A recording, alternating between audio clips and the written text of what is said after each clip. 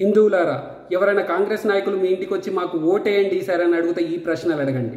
రాముడే లేడంటూ నిరూపించడానికి మరియు రామాలయానికి వ్యతిరేకంగా ఒక పెద్ద లాయర్ల బృందాన్ని సుప్రీంకోర్టులో ఎందుకు నియమించినట్టు అని అడగండి. మత ప్రతిపాదికను విడిపెడినటువంటి దేశంలో, అదే హిందుస్థాన్ లో సెక్యులర్ అనే పదాన్ని ఎందుకు జోడించినట్టు అని అడగండి. వక్ఫ్ బోర్డుకి ఎందుకు అన్ని ఆస్తులు వచ్చాయి, దానికి ఎవరు కారణం అని అడగండి. తమ ప్రాంతం నుండి కాశ్మీర్ పట్లీట్లు వెళ్లిపోవడానికి వారిని ఉచ్చకోత కోసినట్టు దానికి ఎవరు కారణం అడగండి. దాని కాల ఎవరి మౌనం కారణం అని అడగండి.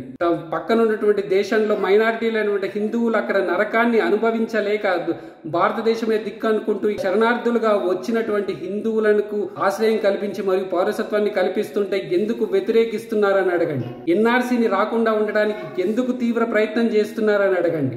అనునిత్యం భారతదేశం గురించి, హిందువుల గురించి తాపత్రయపడే ఆలోచించే ఆర్ఎస్ఎస్ ను తీవ్రవాద సంస్థగా చిత్రీకరించడానికి ఎందుకు తీవ్ర ప్రయత్నం చేశారని అడగండి. చివరగా మీరు అడగాల్సిన ముఖ్య ప్రశ్న ఏంటంటే, కాంగ్రెస్ నాయకులారా, మీకు హిందువులంటే ఎందుకంత చులకన, మరి మీరు ఎందుకు హిందువులంటే వ్యతిరేకిస్తారు, ఎందుకు హిందువులంటే ఎందుకంత అక్కసు అని అడగండి.